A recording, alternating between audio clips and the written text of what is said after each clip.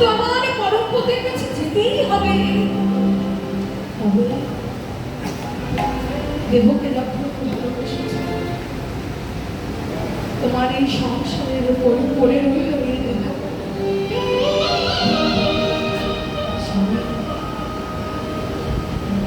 আজ মনকে ডেকে বলছি, মন ওরে প্রাণ, যদি তুই গোবিন্দ সেবায় লাগিতে চাস,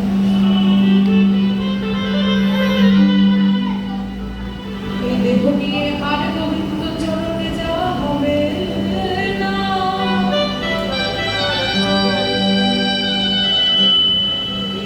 যদি গোবিন্দ সেবায় লাগে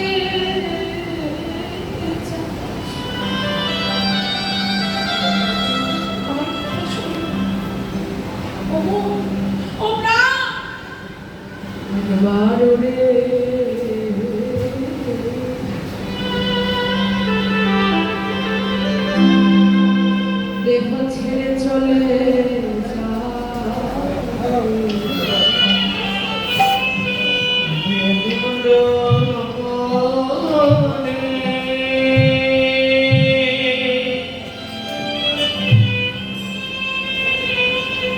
এই দেহ ছেড়ে চলে যাবে,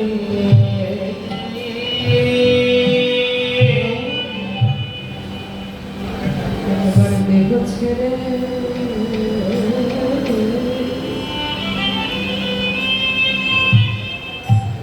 দেহ ছেড়ে চলে যাবে,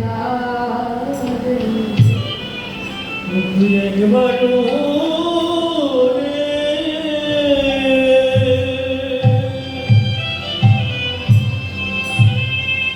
দেহ ছেড়ে চলে যাবে। এখন এই মহান আসলীলা কোনো ভাবে জায়গা নেই এখানে। শুধু প্রেম, আর প্রেমখানা কতখানি খাঁটি হলে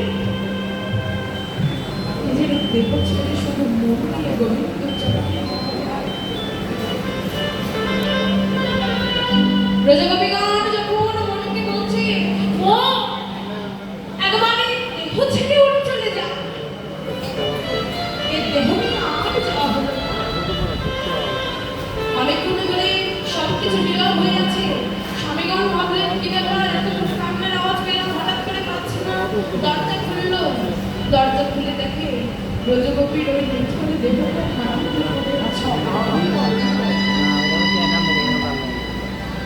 আছে। কি বলছে গোপী?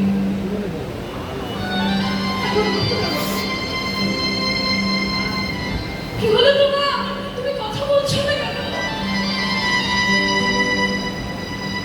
বৈষ্ণব পদকর্তা ডেকে বলছে, ওরে